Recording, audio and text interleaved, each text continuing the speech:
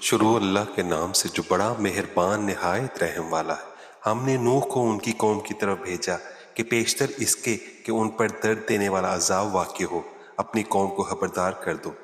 انہوں نے کہا کہ بھائیو، میں تم کو کھلے طور پر خبردار کرتا ہوں کہ اللہ کی عبادت کرو اور اس سے ڈرو اور میرا کہا مانو، وہ تمہارے گناہ بخش دے گا اور موت کے وقت مقرر تک تم کو مہلت عطا کرے گا۔ جب اللہ کا مقرر کیا ہوا وقت آ جاتا ہے تو تاخیر نہیں کی جاتی، کاش تم جانتے ہوتے۔ جب لوگوں نے نہ مانا تو نوح علیہ السلام نے اللہ سے عرض کی کہ پروردگار، میں اپنی قوم کو رات دن بلاتا رہا، لیکن میرے بلانے سے وہ اور زیادہ گریز کرتے رہے۔ جب میں نے ان کو بلایا کہ توبہ کرے اور تو ان کو معاف فرمائے تو انہوں نے اپنے کانوں میں انگلیاں دے لیں اور اپنے اوپر کپڑے اوڑھ لیے اور اڑ گئے اور خوب تکبر کرنے لگے۔ پھر میں ان کو بلند آواز سے بھی بلاتا رہا، پھر علانیہ بھی اور رازداری سے بھی سمجھاتا رہا۔ پھر میں نے کہا کہ اپنے پروردگار سے معافی مانگو کہ وہ بڑا معاف کرنے والا ہے، وہ تم پر آسمان سے موسلادھار نہیں برسائے گا اور تمہارے مال اور بیٹوں میں اضافہ کرے گا اور تمہیں باغ عطا کرے گا اور ان میں تمہارے لیے نہریں بہا دے گا۔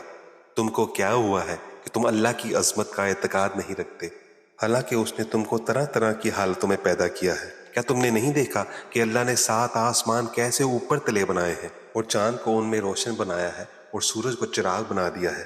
اور اللہ ہی نے تم کو زمین سے ایک خاص طرح سے پیدا کیا ہے، پھر اسی میں تمہیں وہ لوٹا دے گا اور اسی سے تم کو نکال کھڑا کرے گا۔ اور اللہ ہی نے زمین کو تمہارے لیے فرش بنایا ہے تاکہ اس کے بڑے بڑے کشادہ رستوں میں چلو پھرو۔ آخر میں نوح نے عرض کی کہ میرے پروردگار، یہ لوگ میرے کہنے پر نہیں چلے اور ایسوں کے تابع ہوئے ہیں جن کو ان کے مال اور اولاد نے نقصان کے سوا کچھ فائدہ نہ دیا، اور وہ بڑی بڑی چالیں چلے اور کہنے لگے اپنے معبودوں کو ہرگز نہ چھوڑنا، اور ود اور سوا اور یاغوث اور یعوق اور نصر کو کبھی نہ چھوڑنا۔ اور اے پروردگار، انہوں نے بہت لوگوں کو گمراہ کر دیا ہے اور تو ان ظالموں کو اور زیادہ گمراہ کر دے۔ آخر وہ اپنے گناہوں کے سبب پہلے غرقاب کر دیے گئے، پھر آگ میں ڈال دیے گئے، تو انہوں نے اللہ کے سوا کسی کو اپنا مددگار نہ پایا۔